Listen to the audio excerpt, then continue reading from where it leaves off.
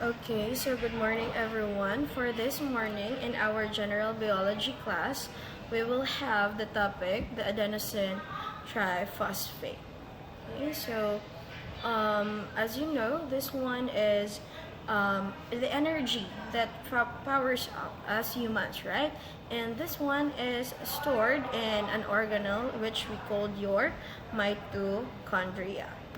Okay, so our core competency is to explain coupled reaction processes and describe the role of ATP in energy coupling and transfer. Okay, so to start, now enzymes, as we discussed in the biological molecule topic, they are considered as biological molecules that is typically proteins that speeds up the rate of all chemical reactions that take place within the cells.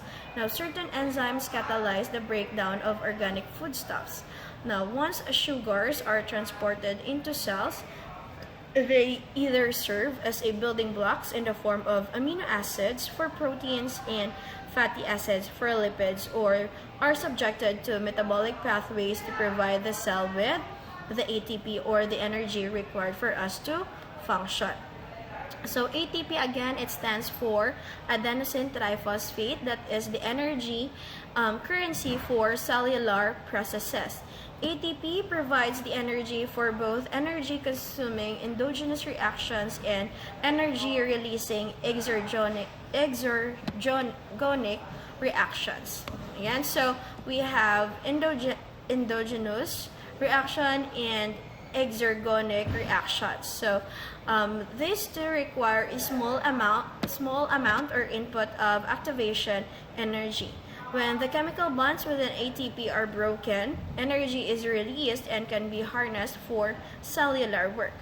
The more bonds in a molecule, the more potential energy it contains. Diba? We have two types of energy, the potential energy and then the kinetic energy. Of course, kinetic energy, that is when the body is in motion, and potential energy, that is when an object or body is at rest.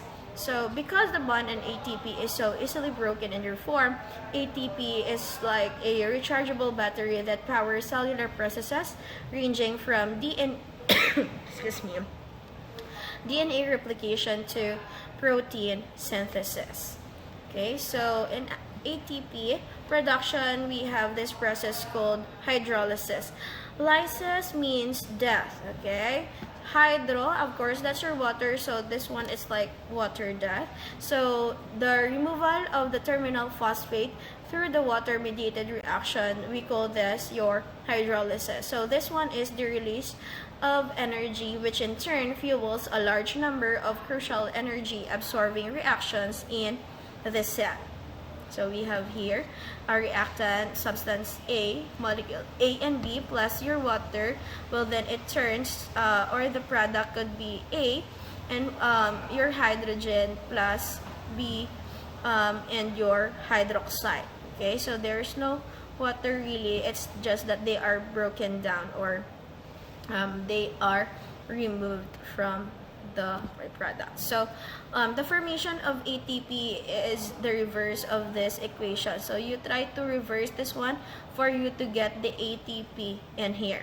Okay, so requiring the addition of energy. So the central cellular pathway of ATP synthesis begins with glycolysis. This one, by definition, a glycolysis is a form of fermentation in which the sugar glucose is transformed into other sugars in a series of 9 enzymatic reactions, each a successive reaction involving an intermediate sugar containing still your phosphate. In the process, the 6-carbon glucose is converted into 2 molecules of 3-carbon pyruvic acid. Some of the energy is released through glycolysis, by each glucose molecule is captured in the formation of 2 ATP molecules. So dapat, if we're aiming for the production of your ATP, we should have 2 ATP molecules to be produced at the end of the reaction. Okay, so ATP, it should not be ATM. ATP and reaction coupling. Okay, cells must obey the laws of chemistry and thermodynamics. Now, as I've told you, the branches of science are actually overlapping each other, such that even though this is biology, we could have still physics and chemistry involved in the process, okay, in the chemical processes, for example, or biological processes. Now, when two molecules react with each other inside a cell, their atoms are rearranged, forming different molecules as reaction products and releasing or consuming energy in the process. Overall, chemical reactions occur in only one direction. That is, the molecules of the final reaction product cannot spontaneously react in a reversal of the original process to reform the original molecule. Since this is a chemical reaction, there's no turning back, or you cannot reverse the process. No?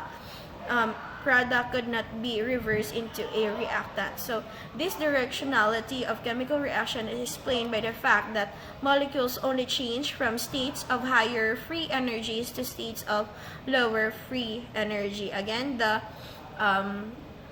motion of energy, or the mechanism of energy, is always from higher concentration to lower concentration. Now, free energy, that is the ability to perform work. In this case, the work is the rearrangement of atoms in the chemical reaction. And when work is performed, some free energy is used and lost, with the result that the process ends with lower free energy. But still, it's from high to lower energy. To use a familiar mechanical analogy, water at the top of a hill has the ability to perform the work of flowing downhill, diba? Because it has a free high energy. But once it has flowed downhill, okay, those flowed water cannot flow back up, okay? It's because they already have that low free energy on them once they flow downhill. Okay. However, through another work process, that of a pump, for example, the water can be returned to the top of the hill, thereby recovering its ability to flow downhill. So here, there is the usage of pump that we know. So in thermodynamics terms, the free energy of the water has been increased by the energy from an outside source, and that outside source, in this case, excuse me, is the pump. In the same way, the product molecules of a chemical reaction in a cell cannot reverse the reaction and return to their original state unless energy is supplied by coupling the process to another chemical reaction. Okay, so all catalysts, including enzymes, accelerate chemical reactions without affecting their direction. To return to the mechanical analogy, enzymes cannot make water flow uphill, although they can provide specific pathways for a downhill flow. Yet, most of the chemical reactions that cell needs to synthesize new molecules necessary for its growth require an uphill flow. So in other words, the reactions require more energy than their starting molecules can provide. So it takes an energy, or it requires an energy for the product to go back to its starting form. Okay, so cells use a single strategy over and over again in order to get around the limitations of chemistry. So they use the energy from an energy-releasing chemical reaction to drive an energy-absorbing reaction that would otherwise not occur. So a useful mechanical analogy might be a mill wheel driven by water in a stream. So the water, in order to flow downhill, is forced to flow past the blades of the wheel, causing the wheel to turn. In this way, part of the energy from the moving stream is harnessed to move a mill wheel, which may be linked to a winch. So as the winch turns, it can be used to pull a heavy load uphill. Thus, the energy-absorbing but useful uphill movement of load can be driven by coupling it directly to the energy-releasing flow of water. Okay, sorry for that. Okay, so in cells, enzymes play the role of windmills, okay, by coupling energy-releasing reactions with energy-absorbing reactions. In cells, the most important energy-releasing reaction serving a role similar to that of the following stream is the hydrolysis of adenosine triphosphate. So in turn, the production of ATP molecules in the cells is an energy-absorbing reaction that is driven by being coupled to the energy-releasing breakdown of sugar molecules. Now, in retracting this chain of reactions, it is necessary first to understand the source of the sugar molecules. Okay, so here we have the reaction. Okay, so when reaction coupling involves ATP, the shared intermediate is often a phosphorylated molecule, so a molecule to which one of the phosphate groups of ATP has been attached to. So as an example of how this works, let's take a look at the formation of sucrose or table sugar from glucose and fructose. So again, so we have here your glucose. This one is a phosphorylated molecule. It has a phosphate group attached to it, right? As you can see, so your glucose, P, this one phosphate, plus fructose, it would give you your sucrose, and your phosphate would be at the end of the reaction. Okay, so that is how your coupling actually works.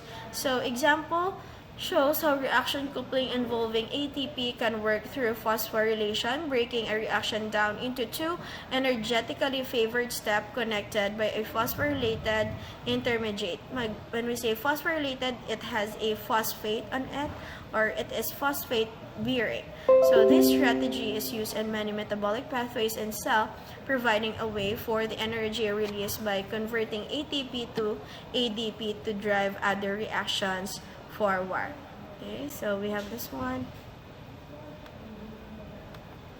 Okay, the role of ATP in energy coupling and transfer. So as you can see, we can have that coupling earlier because of your ATP. Now, again, ATP is the energy for cellular processes, right? So when the ATP, okay, broke the chemical bonds, the energy is released and can be harnessed for cellular work. Now, the more bonds in a molecule, the more potential energy it would contain, but because the bond in ATP is so easily broken and reformed, ATP is considered as a rechargeable battery, which powers this cellular process. Now, I guess this one is already discussed earlier. Okay, so here we have a case study, the sodium-potassium pump. I encourage you to read this one, and for your activity, I will give you a question on how this one actually works. Okay, so I guess for this one, please study the case study, and then I will give you questions in a form of an essay. Okay, you will answer it in a form of essay, but yeah, I will require you. I will open this notes for you guys, for you to study. So we have here a case study of the role of ATP in the sodium-potassium pump. Okay, so maybe, yeah. Please stay tuned for the announcement of questions in our LMS or in your group chat. Okay, so I guess that would be all for this afternoon class, and I'll see you again on our next meeting. Thank you and goodbye, everyone.